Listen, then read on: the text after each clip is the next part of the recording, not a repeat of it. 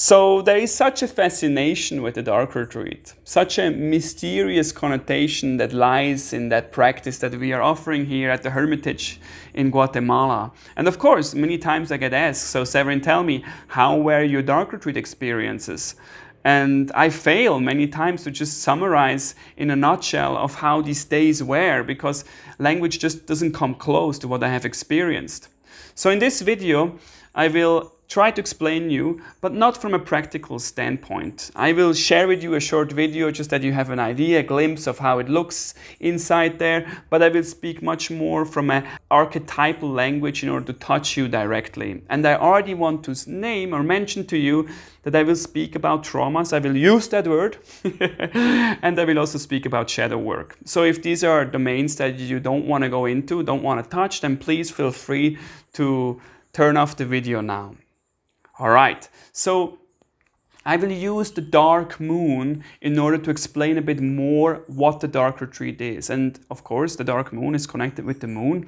And when you look at the moon here in this image, then the moon is deeply feminine. She is naked, and that means she is in touch with herself.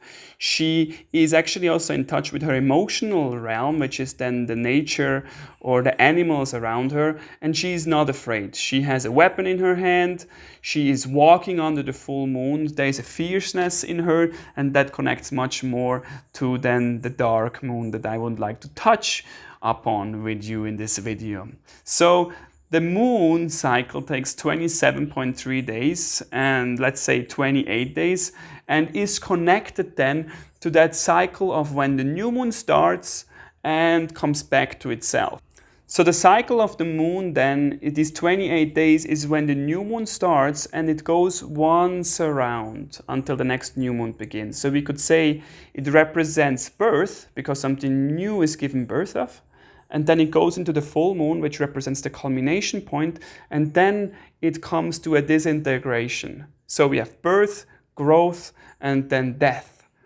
And then we could actually say, well, then what we speak about in the dark retreat is none of these, but it's actually just this moment, this short moment in between death and birth. Because 3 days before the new moon, there's this short time where the old has been gone, but the new is not here yet. So it's this transition phase between the old and the new, and that's the dark moon. And that has been very much misunderstood in our society.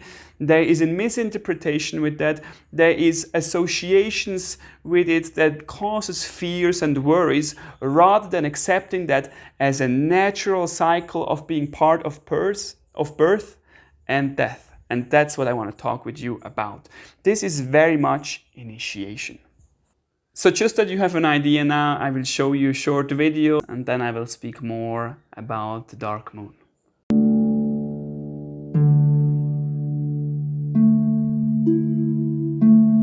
Welcome to the dark retreat. Step inside and leave everything behind. Settle in, unravel your mind, breathe, and when you're ready, blow out the candle. In the dark retreat, it is just you, your mind, your inner light that shines.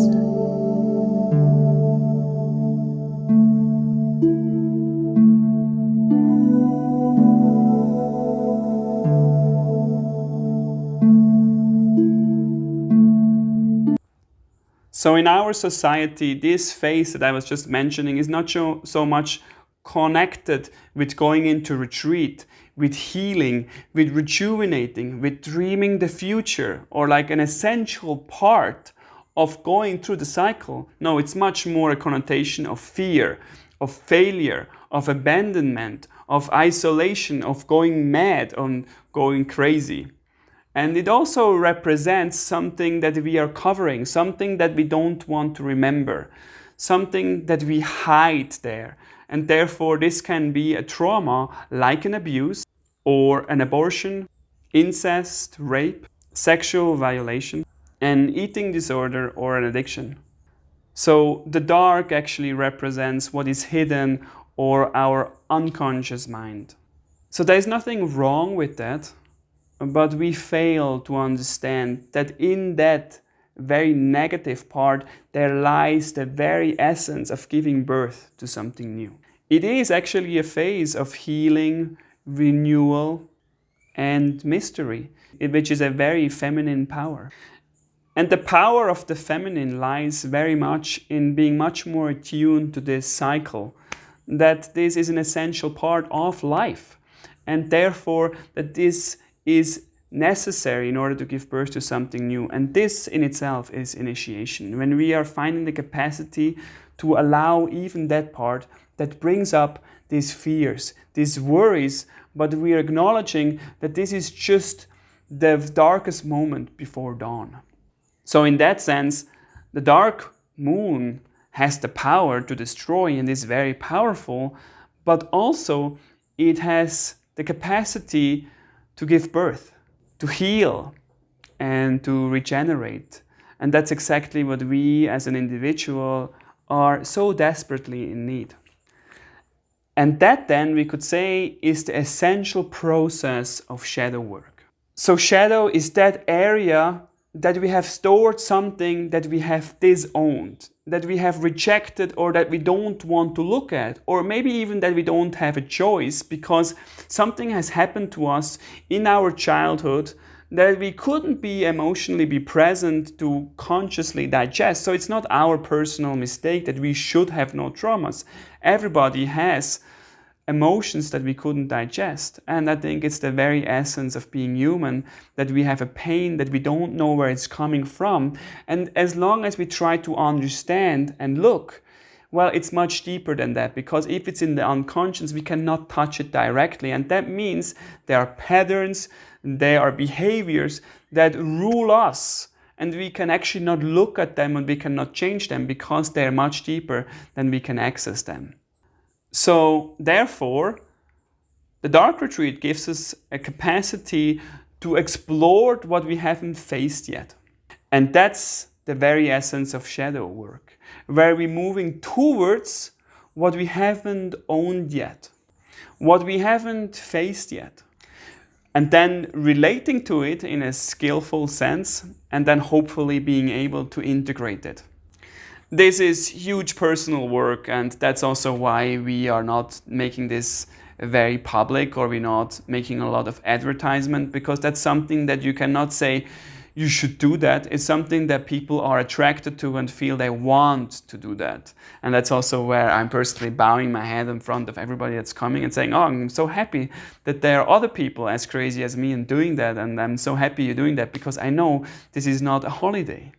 So I hope you already understand, this is nothing intellectual. This is something visceral. This is something deeply emotional. You could even say psychosomatic, where we're turning towards the pain, where we're feeling it, where we're embracing it. And that's what the dark retreat does. It has, because you have no light, it gives you no possibility to actually distract yourself, to do something else, to think about something else, than to go within and to allow on whatever emotion or sensation is there, and to acknowledge that and make peace with that. It's not about getting rid of it, but in the contrary of facing it and of allowing it to be there.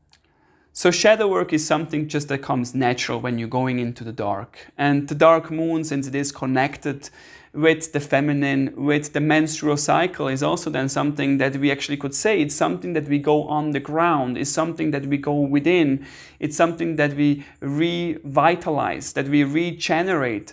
And it's in that process that we are becoming so much more attuned to more subtle vibrations, we're becoming much more attuned to smell and taste. And you will see in our dark retreat, you will be given 2 meals and you don't know what's in the Tupperware. When you open it, it's a surprise, and this in itself makes you so present.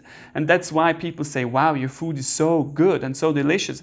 It's not because we're such great cooks, it's just because you actually taste whatever is there, and that's in itself, it's an amazing experience.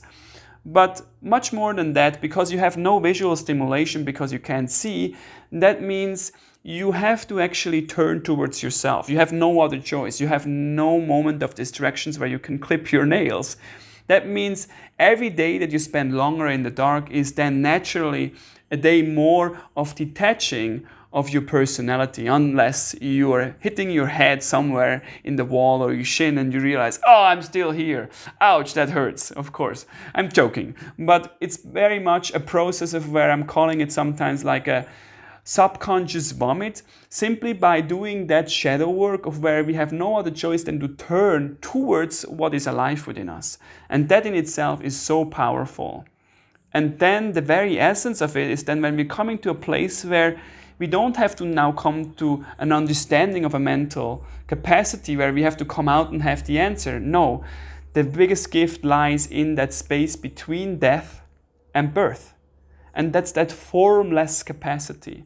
So you could say every day more and more is being acknowledged, turned toward, and embraced, and not replaced by something new. And that comes then to a place where we simply being present, available, alive. And that's how you feel when you come outside. People are telling us how beautiful our property is. They haven't seen that before they went inside, but by coming out, their perception is just so clean that life now suddenly can touch them. And that's then the gift that happens to many people, where you're crying for no particular reason, but to simply be alive. And I hope with this I have made you curious and interested for the dark retreat, but not just the dark, for facing whatever is alive in you and not trying to already know the solution. Thank you very much for listening, and I hope to see you one day here at the Hermitage and facilitating a dark retreat for you. Goodbye.